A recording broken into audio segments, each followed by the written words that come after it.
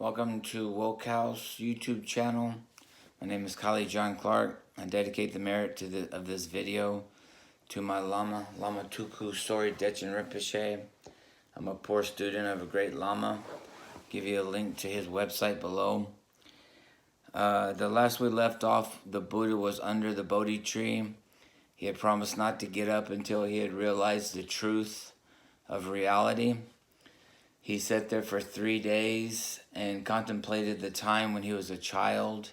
He was sitting at a plowing ceremony when his mind became content at what he was viewing. Compassion had arisen in him because he was seeing the plows go through the earth and it was churning up the earthworms, and some of them were being cut in half. And so his compassion arose as he saw the plight of these sentient beings, and it brought him to the present moment. So we see how compassion for the world can bring you to a presence, a mindfulness, an awareness of your own Buddha nature.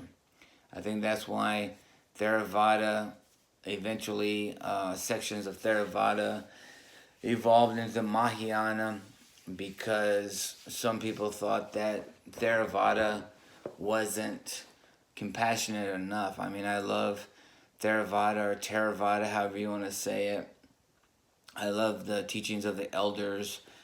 Anything documented as close to when something happened is supposed to be the most reliable resources, or the most reliable sources. So the documents, they say that after Buddha's parinirvana, when he, became, entered into nirvana, that's a whole nother teaching. But that 3 months after his parinirvana, his disciples came together to collect his teachings. And then 100 years later, all the Buddhists came together again to have a council to collect the teachings again. And then 200 years after the parinirvana, they came together again to collect his teachings. But so there was aspects of the Theravada Buddhists that felt that compassion was lacking in that tradition, so it evolved into the Mahayana. But the compassion for these earthworms, when he was a child and he was viewing the plow destroying their homes and killing them, it brought him to the present moment. So compassion and mindfulness together brought a blissful state of awakening, where his mind wasn't distracted and he wasn't daydreaming or thinking about the future or the past. And so as an adult now, he wanted to get back to that mind field. And so after practicing austerities and hurting the body and almost starving himself to death, he realized that none of those were the ways. Living a pampered lifestyle wasn't the way, and neither was starving yourself and hurting the body. So the middle way. And he sat down and he began thinking about his childhood and that moment of being in complete bliss or mindfulness during that plowing ceremony. So for three days he tried to get back to that place in his mind. And they say that when he was on the very brink of breaking through to nibbana or perfect enlightenment or knowing perfect truth of this present moment, that Mara, which is the devil type character in Buddhism, Mara is delusion, Mara is ignorance, Mara is lust for death, lust for life, lust for money, lust for power, lust for fame, lust for just wanting to be anywhere but here. If I get up and go in the kitchen, it'll be better. If I get up and go in the bedroom, it'll be better. If I get up and go outside, it'll be better. Anywhere but this one spot that I'm sitting. That's how that's how Mara confuses your mind. I don't take this job, I take this job. I don't go with this relationship, I go with this relationship. I don't watch this show, I watch this other show. That's Mara making the mind unbalanced. So Mara, as the devil character in this story, arises and tells Buddha, kind of like the temptations of Jesus. Basically, Mara says, I'll give you anything you want if you don't break through, if you don't push forward into perfect awakeness or perfect enlightenment. I'll give you, kingdoms and money and gold, and Mara said, I'll even give you my 3 daughters. And so tempted by the flesh, right? And what's funny is, like, in some versions of this story, the 3 daughters were desire, for fulfillment, and regret. And I always thought that was funny. So Mara takes on the personality or represents lust, all the lusts that there are. And then his daughters are desire, fulfillment, and regret. So how many times in your life has lust for something arose, and then you desired it, and then you got it, and you were fulfilled for about 2 seconds, and already some type of regret sets in. Lust, and it doesn't have to be of the flesh. I'm not talking about sexual lust. I'm talking about lust of wanting something other than this. Anything other than this is a lust. And so, say I lust or desire to go outside because I'm not happy right here in this seat under the Bodhi tree, right? Well, I'll desire to get up and go outside. Then I'll walk outside. I'm fulfilled for like 2 seconds. And then I'm already regretting going outside when I think, ooh, it's cold out here. I was better in the house. So you got regret. So I thought that was funny, the names they use in this story. But Buddha said, dude, I've tried all that stuff. I've been there, done that. There's nothing you can offer me that I want. I truly just want to know the truth of this reality.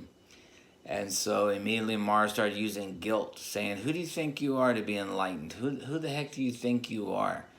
You don't deserve to be enlightened. Out of all these people struggling all over the world to understand something, you're the one that's going to be enlightened? Who's there to witness for you? Who's there to vouch for you that you should be in this position of knowing ultimate truth?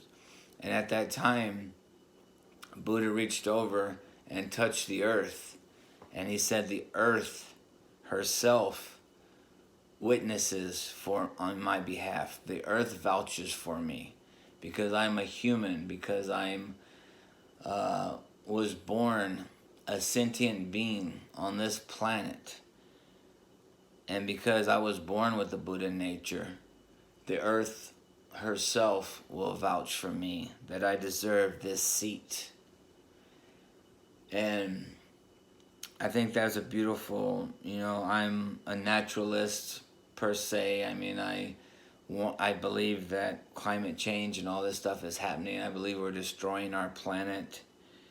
We're polluting, we're trashing the place. And for them to put the, recognition of the earth in the story of Buddha's enlightenment is a pretty precious gift, I think. It says a lot about Buddhism, that they would add nature to the story.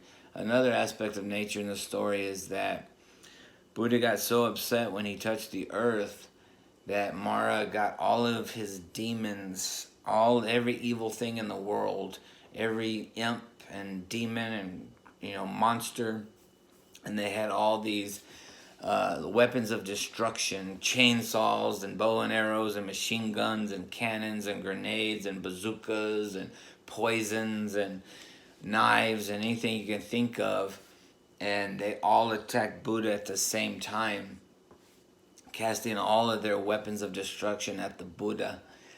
But when those weapons came within his Buddha field, his field of enlightenment, it said that those weapons turned into flowers and showered down at his feet. And it was almost as if all these evil creatures were worshiping him. The more they threw their weapons, the more they shot their bullets, the more they threw their knives, the more they shot their arrows, more flowers fell at his feet as if they were worshiping Buddha. And so they say that in that moment, all of them were transformed from lust into the Dharma itself, saying that you can learn from any type of difficult situation, any type of difficult situation that confronts you. You can use it as a teaching tool to guide you to enlightenment. So lust becomes the Dharma, the teaching. Adversity becomes the Dharma, the teaching. Heartache becomes the Dharma, the teaching. And to you, bullets and evil words will fall as flowers to your feet. So anyway, Buddha arose from his seat, having vanquished the power of lust and distraction and all the other negativities, to sit quietly in the present moment without distraction. And when he arose from the seat, he realized that what he had learned was very subtle, very hard to teach, very hard for people to get. And I find it true. There are so many times in my life when I'm just not thinking. I'm just getting the milk out of the refrigerator, or I'm just opening a door, or I'm just tying my shoe. And there's absolute, bottomless, unconditioned peace. And then the very next thought is, I need to do this, I need to do that. I wonder if my boss doesn't like me. I wonder if I'm doing a good job at work. I wonder if I offended somebody. I wonder if I'm going to be able to, pay bills. I wonder if my car is getting old. Maybe I should, think about getting a new car, whatever it is. And I have to bring myself back to worry, fear. Much of our planning is wasted time and wasted effort. That's just pulling us out of this enlightened mind, this jeweled house, this jeweled mine of enlightenment that is available every second of every day when we're not distracted. Anyway, this is part 3 of Siddhartha's life, the life of the Buddha. Not sure what the next video will be, but I'm kind of enjoying this. I'm having fun thinking through some of these things. If it's not helping you, at least it's helping me.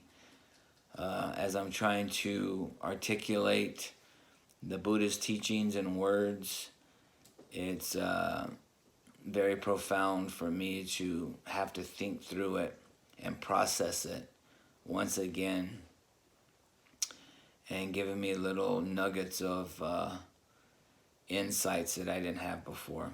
Anyway, Om Mani Padme Hum, Namaste, peace. I'll see you in the next video. Thanks.